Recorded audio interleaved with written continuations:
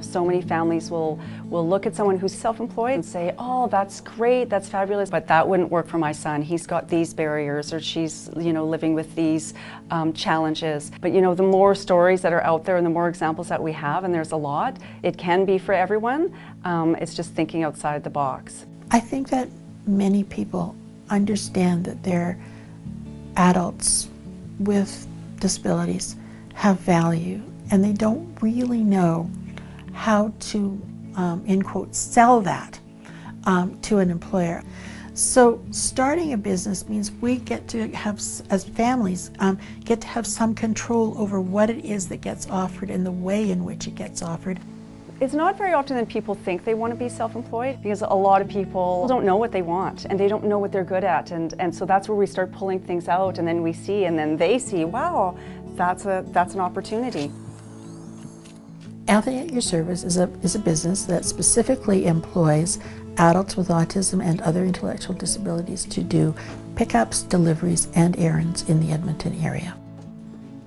Hello. We were realizing that there's going to have to be something. He can't go to school for his entire life. And so we started thinking, what will we do? What will we do? And we started tossing around, what does Anthony like? Well, Anthony likes traveling around, listening to music. He likes seeing the world. He likes helping. And he likes to carry things for people. And the light went on, and it was like, that's what it is, it's deliveries. So that was when Anthony at Your Service was born.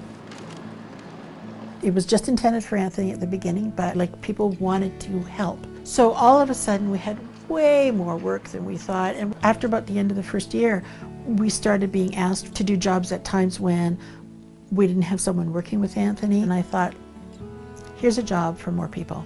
I think Anthony at Your Service is a great model that other families can use. They looked at what his strengths were, and they built the business around that. And sometimes it is a really small niche, but a lot of times there is potential for that. Alex's Assistance is a shopping business, basically. If you need items purchased, Alex will go do that for you. He is especially talented at picking cards. He's very good at finding the right card for the right person.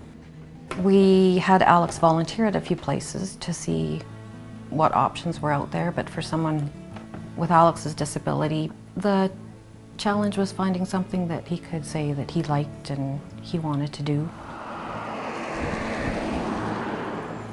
Devin loves animals and loves her independence, and she really struggled finding paid employment. Everybody was encouraging her to volunteer. One of her first volunteer jobs was at a groomer's, and she found that she was doing more janitorial work than really interacting with the animals, and that frustrated her. I suggested that she open her own dog walking business, and she jumped on that.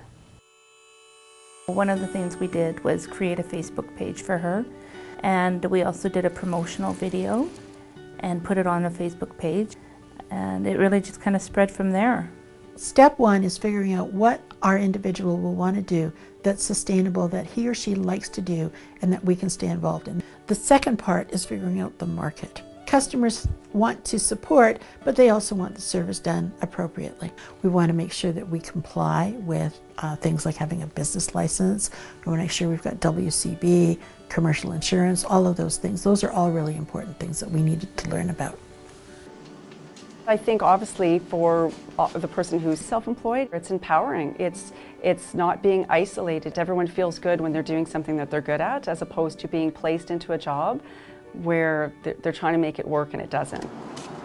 He likes doing it because it gets him in the community. It involves him with people. He's contributing, he feels valuable, he's proud of himself.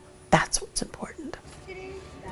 I think Alex's business is successful because it is what he loves to do. He loves to shop, he loves to be in the malls where people are, and it's rewarding when you can pick something that you love and do it for a career. Those are beautiful. I know that if you're thinking about self-employment for your child, that you care about his or her quality of life. And this is one way to have a lot of control and create some really unique and exciting opportunities for your son or daughter and for others.